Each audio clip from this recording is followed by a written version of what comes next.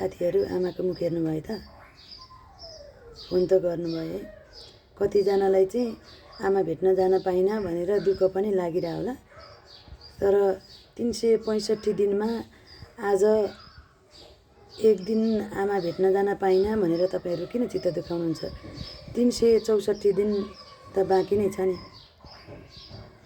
आज एक दिन खास बनाएर आमालाई राम्रो कपडा किनिदिएर आमालाई मिठो खाना खुवाएर हाम्री आमा खुसी हुन्नन्। उनको बुढौली लाग्दै गरेको शरीरको सारथी अनि उनको भासिँदै गरेको स्वरको भाव हामीले बुझ्न सक्नुपर्छ। अनि जन्म दिने आमालाई सर कर्म दिने आमालाई पनि हामीले उही इज्जत उही सम्मान दिन सक्नुपर्छ।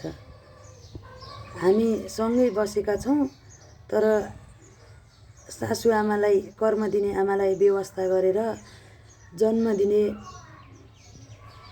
आमाको मुख हेर्न भ्याइ नभ्याइ गरेर कुद्यौँ भने त्यो आमाको सम्मान होइन। त्यसरी हाम्री आमा खुसी हुन्नन्। जन्म दिने आमालाई खुसी पारेर कर्म दिने आमालाई हामीले रुवायौँ भने चाहिँ जुन आमा रोए पनि आमा त आमा नै हो नि त। एकातिर हामी आमा महोत्सव मनाउँछौँ, अर्कोतिर एउटी आमा खुसी हुन्छन्, अर्की आमा दुःखी हुन्छन्। आँसु त आँसु नै हो नि त।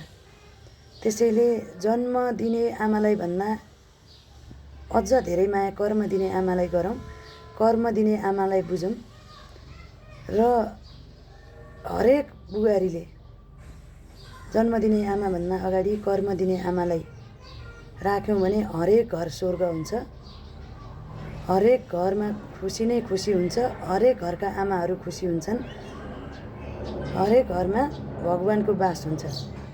त्यसैले एक दिन आमा महोत्सव मनाउन हामीले आवश्यक छैन।